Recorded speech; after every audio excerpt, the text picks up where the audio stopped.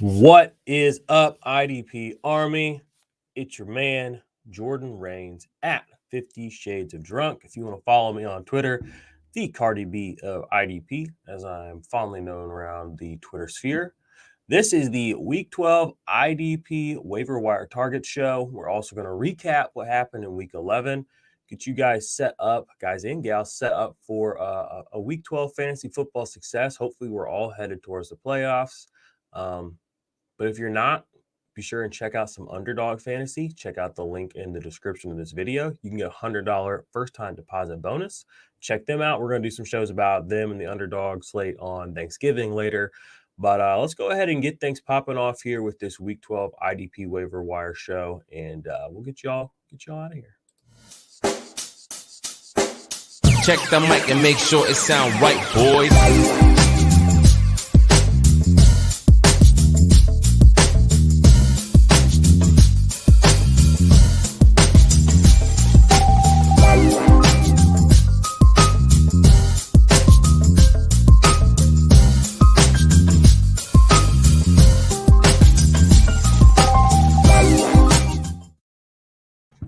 All right, what's up? Welcome in. Be sure to thumbs up the video, subscribe to the channel so you can keep up to date with all of our cool content. We got a lot of cool stuff going on behind the scenes. The IDP Army is growing.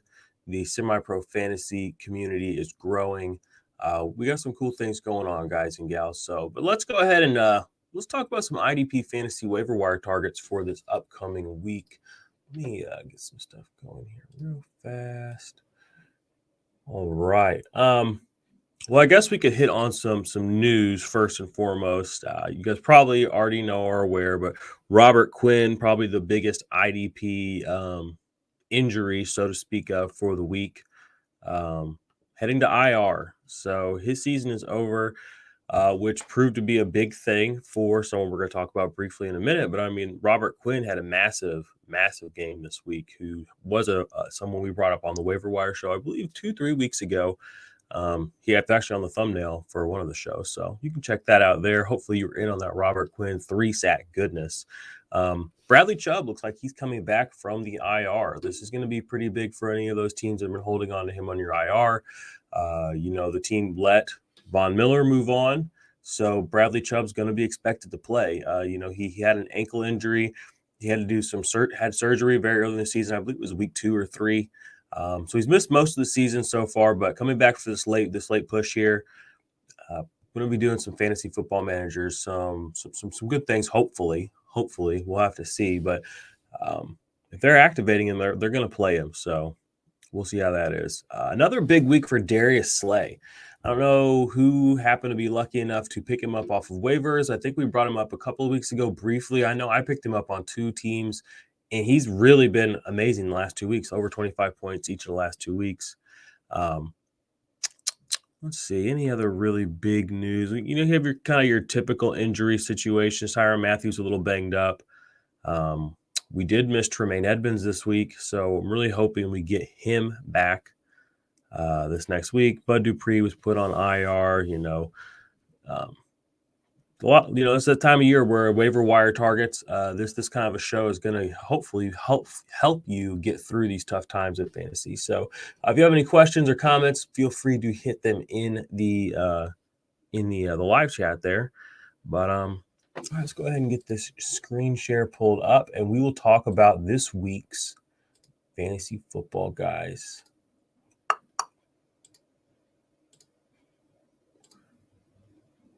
All right.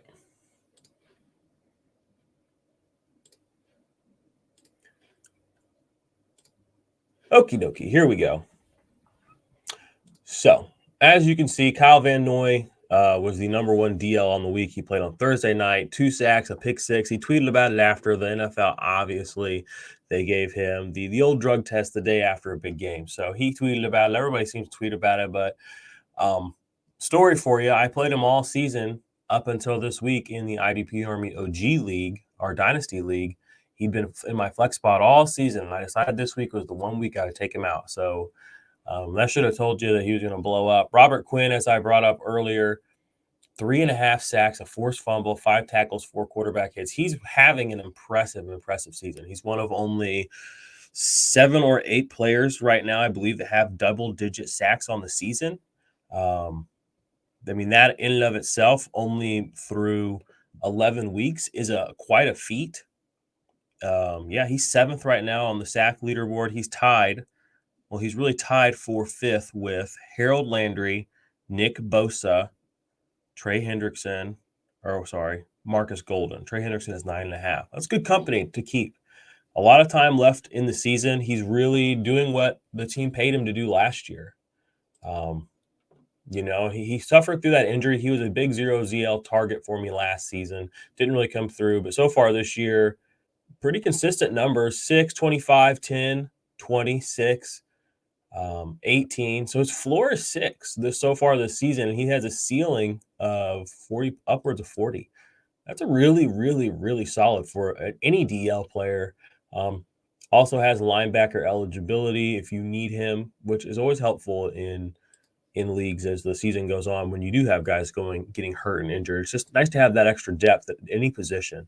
Roquan Smith, again, balling, he's the linebacker 1 on the season. It's kind of obscene, the numbers he's putting up, very similar to what Darius Leonard's put up a couple of years ago, very similar to what Devin White's done. But he's not doing it just on gaudy plays. Look at these tackle totals for Roquan Smith. I'll just read them to you from week 1. 11, 9, 10, 10, 10, 12, 13, 6, 12, 17. That's a floor it's exceedingly and exceptionally rare. I mean, this is Bobby Wagner-esque type of playmaking. That means Roquan Smith is there stopping the play, upwards of 10 times a game. That's crazy. That's crazy.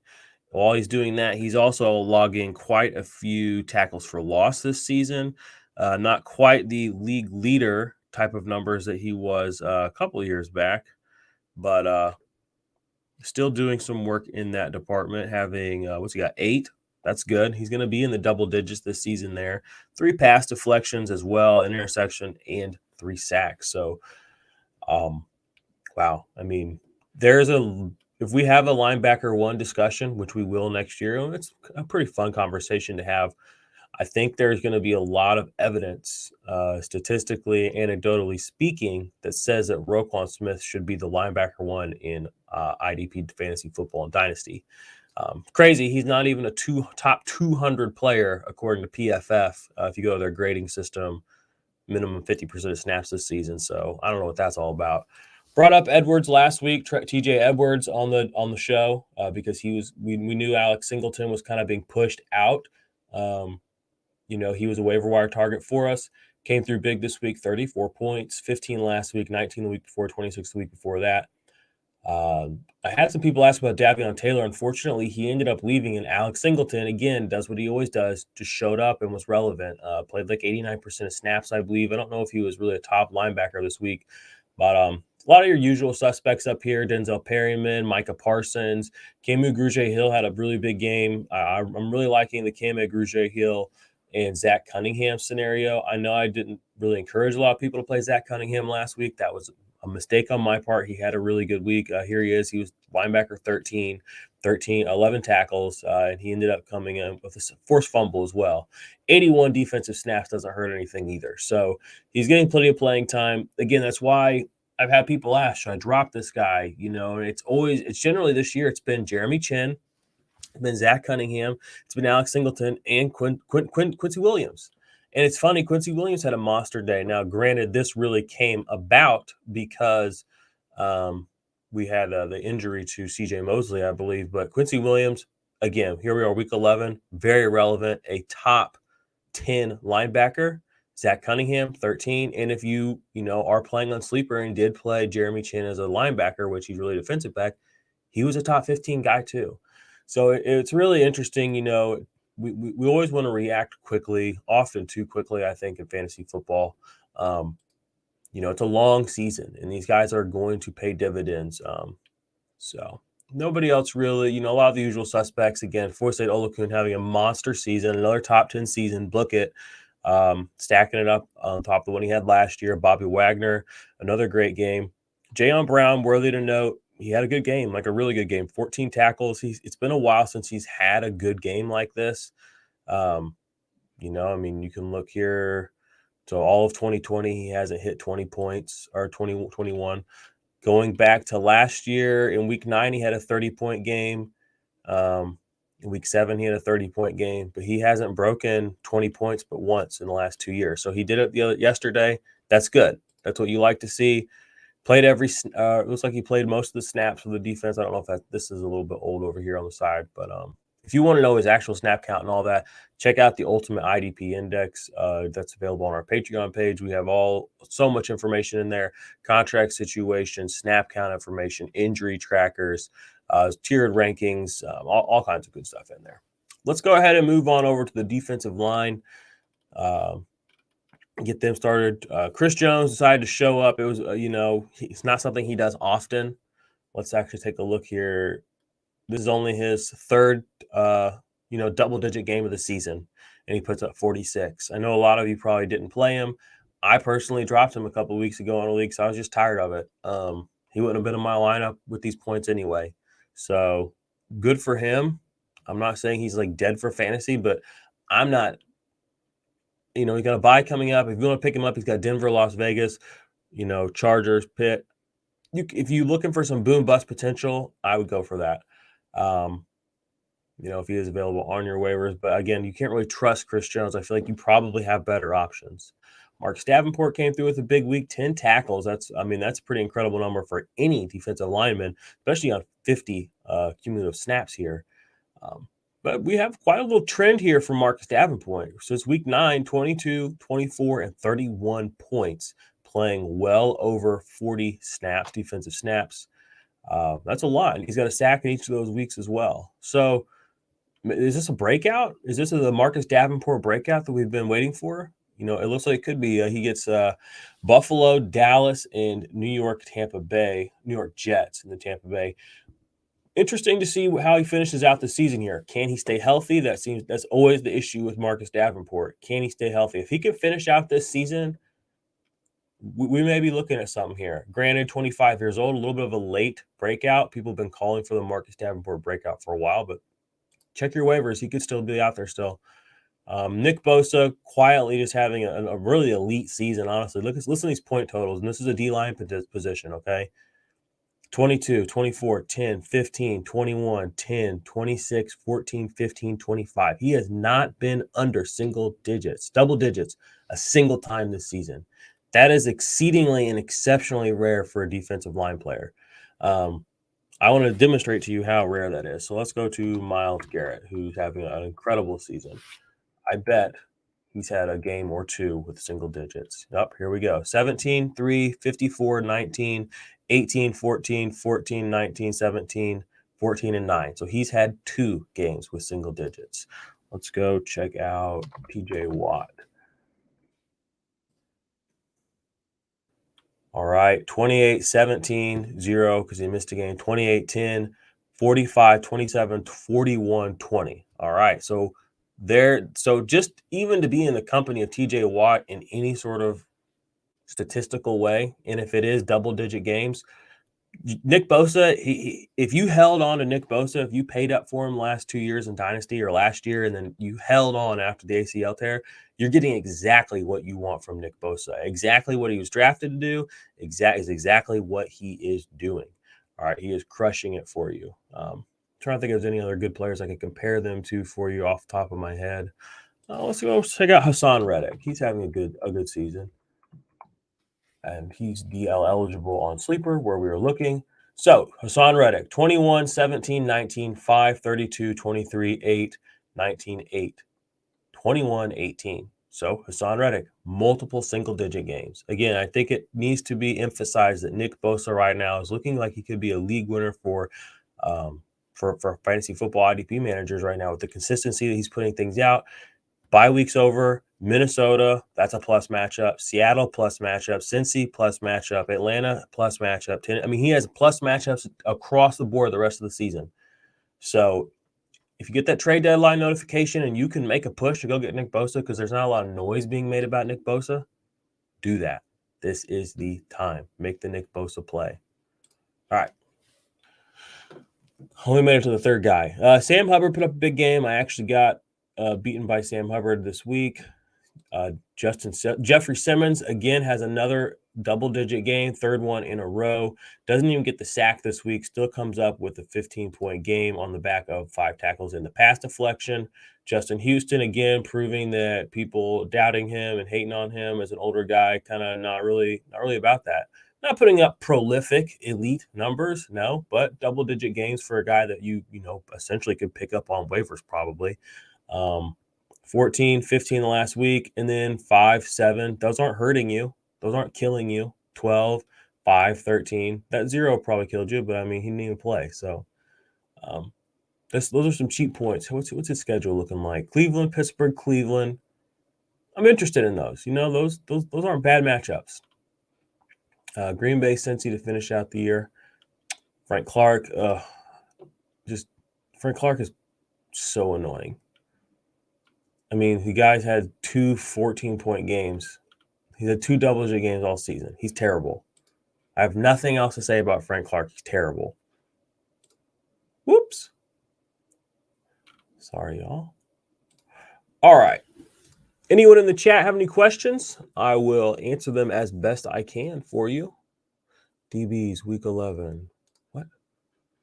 Why are you doing this to me right now?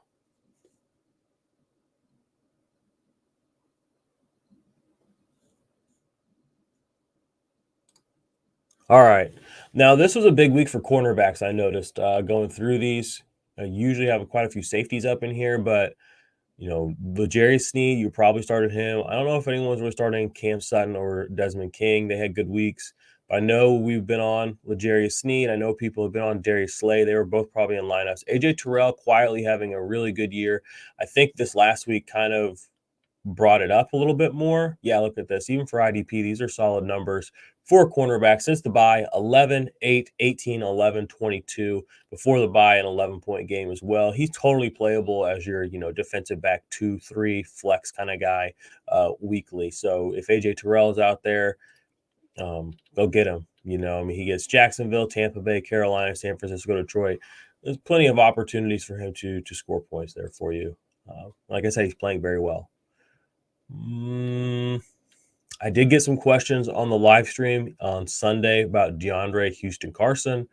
I kind of whiffed on that one, so I didn't really want much to do with him. But, he really is putting up some decent numbers the last few weeks, probably because he's being targeted quite a bit. And the Bears are playing so many defensive snaps. That was something I probably underestimated just in a general game theory fashion about yesterday, was just how little time of possession they would probably have compared to the Ravens. So that was my bad. That was a miss, but he's looking good the last few games. I mean, 24, 14, 17, 19. If he continues to play, he's definitely a plug-and-play defensive back 2 for you, and I will be ranking him as such going forward.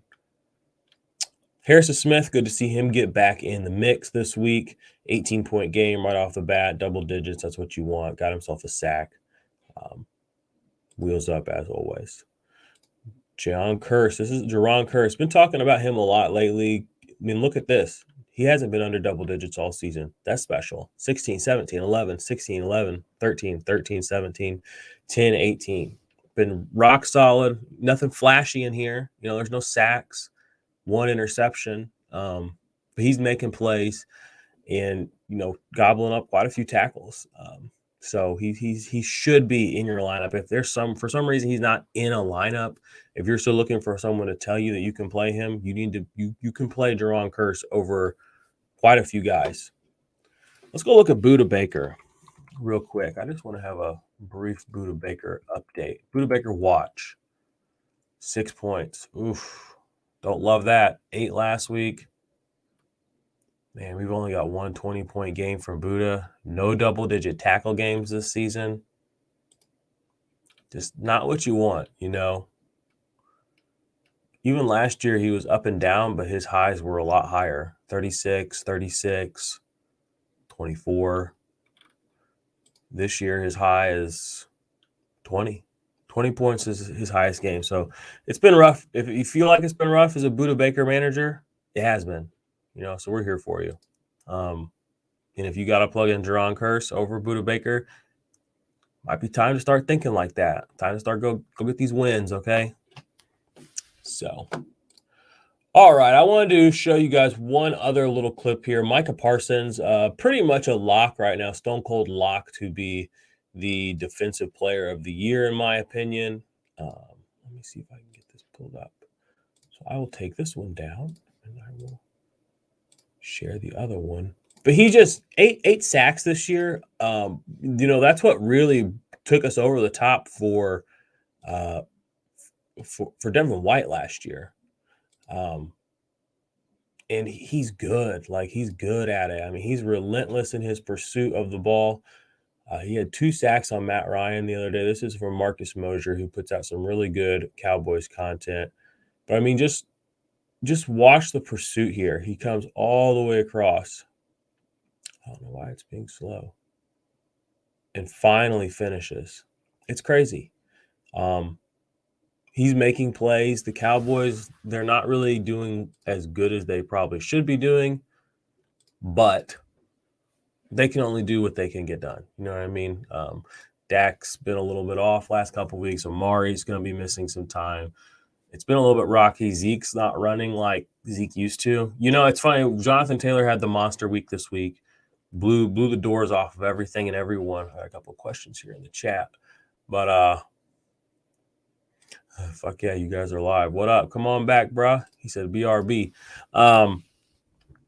Blew the doors off everything. And, Jonathan Taylor looked like rookie Zeke. He looked, I remember rookie Zeke's season. It was a special season for fantasy football. If you had Zeke or you just played against him, just watching football that year was special. Zeke was a unique player. I say that. He's still pounder. He's still thumper. He's still a good running back, but it's not what it used to be. And when you look at Jonathan Taylor, it's kind of what Zeke used to be like. Big plays, smooth runs, finding holes, making guys miss, just getting things done. Zeke now is just different. He's a lot more volume-based running back. He doesn't get big plays quite as much anymore. And it's contrasted, a lot by Tony Pollard this last week playing pretty good ball. No shade at Zeke. I still think he's really a really good DFS play because people are kind of fading him a lot lately. But all that to say, Micah Parsons, lock him in for Defensive Rookie of the Year. There's nobody else even close at this point. The edge rushers, there's been a couple of guys have a couple of games, but nobody really doing what Micah Parsons is. And then on top of that, Micah Parsons is leading all rookies. They aren't even edge rushers, just all rookies in sacks. Like, come on. So Zeke got Pollarded. Yeah, no joke. He's about to get Pollarded. Man, if you're looking for some meta fantasy football advice, right now is the time to be selling Alvin Kamara. Now is the time to be selling Ezekiel Elliott. I saw a buddy of mine. You guys don't go follow the Undroppables, Chalk101. He posted a trade on Twitter yesterday, and it was basically he traded Boston Scott, Devonta Freeman, and Alvin Kamara for 3 first-round picks. And I mean, that's basically highway robbery, in my opinion. I can't believe people actually believe that Alvin Kamara is worth anywhere near that, because Boston Scott, and Devonta Freeman, in my opinion, aren't worth anything. You basically did that trade just, for 1 or 2 weeks of production, potentially from a flex spot, and then Alvin Kamara. But if people are paying those kinds of prices, to acquire an Alvin Kamara or a Zeke, 100% you should be doing that. So I'm saying go. It's time to go get rid of those guys. Sucks to be that guy, but when we have guys like Jonathan Taylor, taking over the league, we're going to be having this conversation next year and a half about Nick Chubb. You know what I mean? But it's time to start, if you're in a dynasty mindset and you're playing offensive fantasy as well, which obviously IDP offensive fantasy, we usually blend them together. So I'm giving you this advice. It's time to get off of some of these older running backs. I wouldn't even write out the season with them. I would just try to cash in and make sure you're ready to go for next year. So any more? Yeah, 18 points, that's pretty good. Again, it's a spot start thing. Is a first round pick worth a spot start? Maybe, kind of. But how long does this last? Does it get hurt? Does Lat Murray get more work? I don't know. I have questions. So any specific IDP questions out there in the audience, I would be happy to answer those. I'll kick it around for, 4 or 5 more minutes. kind of look around at the overall fantasy space